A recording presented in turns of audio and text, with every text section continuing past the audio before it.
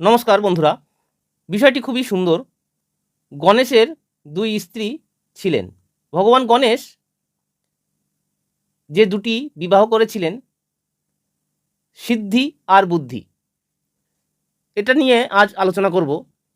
আমরা সবাই জানি সিদ্ধিদাতা গণেশের দুই স্ত্রী, সিদ্ধি ও বুদ্ধি। কিন্তু কখনো ভেবেছ যিনি নিজে সব বাধা দূর করেন, তার নিজের বিয়েতেই এত বাধা কেন এলো? কেন তুলসী দেবী গণেশকে অভিশাপ দিয়েছিলেন যে তোমার দুটি বিয়ে হবে? আর কেনই বা কার্তিকের সাথে গণেশের বিয়ে নিয়ে এক বিশাল প্রতিযোগিতা শুরু হয়েছিল? আজকের এই ভিডিওতে আমরা সেই সব গোপন কথাই জানব, যা শিবপুরাণেও খুব গোপনে লেখা আছে। গণেশ তখন কৈলাসে কঠোর তপস্যায় মগ্ন, তার বিয়ে করার কোনো ইচ্ছাই নেই। সেই সময় ধর্মধ্বজ রাজার কন্যা তুলসী দেবী তীর্থ করতে করতে কৈলাসে এসে পৌঁছালেন। তুলসী ছিলেন অত্যন্ত সুন্দরী।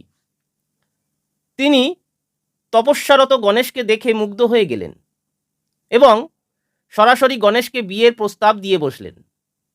গণেশ তখন শান্তভাবে বললেন, দেবী, আমি ব্রহ্মচারী, আমি বিবাহ করতে চাই না, আপনি অন্য কাউকে খুঁজুন। এই কথা শুনে তুলসী ভীষণ রেগে গেলেন এবং গণেশকে অভিশাপ দিয়ে বললেন, আমাকে প্রত্যাখ্যান করলে তাহলে তোমার একটা নয়, দুটো বিয়ে হবে। তখন গণেশও পাল্টা অভিশাপ দিলেন, আর তুমি কখনো দেবতার পত্নী হতে পারবে না, তুমি গাছ হয়ে যাবে। পরে তুলসীর জ্ঞান হলো এবং তিনি ক্ষমা চাইলে গণেশ শান্ত হয়ে বললেন, তুমি গাছ হবে ঠিকই, কিন্তু তোমার পবিত্র পাতা ছাড়া আমার পুজোই হবে না, আর তুমি ভগবান বিষ্ণুর সবচেয়ে প্রিয় হবে। আর এই তুলসীর অভিশাপেই মূলত গণেশের দুই বিয়ের যোগ তৈরি হলো। এরপর আসে সবচেয়ে মজার অংশটি। পিতা শিব ও মাতা পার্বতী, তাদের দুই পুত্র কার্তিক ও গণেশ, দুজনেরই বিয়ে দিতে চাইলেন, কিন্তু দুজনেই দাবি করলেন, আমি আগে বিয়ে করব। তখন শিব এক বুদ্ধিমান সমাধান দিলেন, যে সবার আগে সারা পৃথিবী প্রদক্ষিণ করে আসতে পারবে, তার বিয়েই সবার আগে দেব। কথাটা শোনা মাত্রই কার্তিক তার ময়ূরে চড়ে বিদ্যুৎ গতিতে বিশ্ব ভ্রমণে বেরিয়ে গেলেন।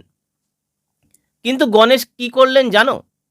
গণেশ একটুও সময় নষ্ট না করে তার পিতা মহাদেব ও মাতা পার্বতীকে সামনে বসালেন এবং তাদের চারপাশে 7 বার প্রদক্ষিণ করে হাত জোড় করে বললেন, শাস্ত্রে বলা হয়েছে, পিতা মাতাই হলেন সন্তানের কাছে সমগ্র বিশ্ব। আমার পিতা মাতার চরণেই আমার সমস্ত ব্রহ্মাণ্ড অবস্থিত, তাই আমি বিশ্ব পরিক্রমা করে ফেলেছি। শিব ও পার্বতী পুত্রের এই বুদ্ধি দেখে অত্যন্ত খুশি হলেন এবং গণেশকে বিজয়ী ঘোষণা করলেন। এই বুদ্ধি ও ভক্তি দেখেই প্রজাপতি ব্রহ্মা বুঝতে পেরেছিলেন, এই অসাধারণ পুত্রের জন্য সাধারণ কোনো কন্যা উপযুক্ত হতে পারে না। এখন প্রশ্ন হলো, সিদ্ধি ও বুদ্ধি আসলে কারা? এরা সাধারণ কোনো কন্যা নন, তারা হলেন স্বয়ং প্রজাপতি ব্রহ্মার দুই মানস কন্যা। ব্রহ্মা নিজের দুই বিশেষ গুণ থেকে তাদের সৃষ্টি করেছিলেন। এক, সিদ্ধি, যা হলো সফলতা, লাভ এবং সমস্ত অর্জিত ফলের প্রতীক। সিদ্ধি হলেন কর্মের ফল। 2, বুদ্ধি, যার অর্থ জ্ঞান, প্রজ্ঞা এবং সঠিক বিচার বুদ্ধি। বুদ্ধি হলেন জ্ঞানের দেবী। ব্রহ্মা ভাবলেন, গণেশের কাছে যেমন অপার বুদ্ধি আছে, তেমনি সেই বুদ্ধিকে সঠিক পথে পরিচালনা করার জন্য জ্ঞান ও সফলতা দুটোই প্রয়োজন। তাই তিনি তার দুই কন্যাকে গণেশের হাতে তুলে দিলেন। এখান থেকেই আমরা বুঝতে পারি, গণেশ কখনোই একা থাকেন না। যেখানে গণেশ আছেন, সেখানেই সিদ্ধি ও বুদ্ধি বিরাজ করেন। তাই তো আমরা একত্রে বলি, সিদ্ধি বিনায়ক।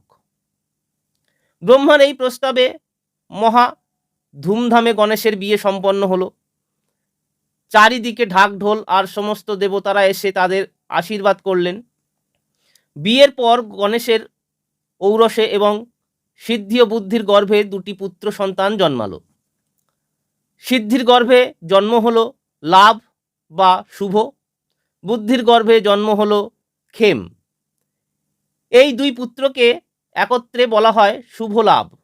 তাই তো আজও আমরা আমাদের ব্যবসা প্রতিষ্ঠানে নতুন খাতায় বা ঘরের দরজায় শুভ লাভ লিখে রাখি। এর অন্তর্নিহিত অর্থ হলো গণেশের দুই পুত্র যেন আমাদের ঘরে সুখ, শান্তি ও সমৃদ্ধি নিয়ে আসে। পুরাণে এও উল্লেখ আছে যে একবার সিদ্ধি ও বুদ্ধি নিজেদের মধ্যে ঝগড়া শুরু করেছিলেন যে তাদের মধ্যে কে গণেশের বেশি প্রিয়। তখন গণেশ অত্যন্ত সুন্দর একটি মীমাংসা করে বলেছিলেন, সফলতা বা সিদ্ধি ছাড়া জ্ঞান কোনো কাজেই লাগে না, আবার জ্ঞান বা বুদ্ধি ছাড়া সফলতা অহংকারী হয়ে ওঠে। তাই তোমরা দুজনেই আমার কাছে সমানভাবে গুরুত্বপূর্ণ ও অপরিহার্য অলংকার। তাহলে এই পুরো কাহিনী থেকে আমরা জীবনে কি শিক্ষা পেলাম? প্রথমত, শুধু বুদ্ধি থাকলেই জীবন চলে না, তার সাথে সিদ্ধি বা কঠোর পরিশ্রম এবং বুদ্ধি বা সঠিক জ্ঞান দুটোই সমানভাবে দরকার। দ্বিতীয়ত, অহংকার করলে তুলসীর মতো অভিশাপের মুখোমুখি হতে হয়, আর নম্র ও ভক্তিমান হলে গণেশের মতো আশীর্বাদ লাভ করা যায়। তৃতীয়ত, বাবা মাকে ভক্তি ও সম্মান জানালে সারা বিশ্বকে জয় করার সমান পুণ্য অর্জন করা যায়। তাই মনে রেখো, ঘরে যদি তুমি সিদ্ধিদাতা গণেশকে রাখো কিন্তু তার সাথে সিদ্ধি ও বুদ্ধিকে মনে স্থান না দাও, তবে সেই পুজো কখনো পূর্ণ হয় না।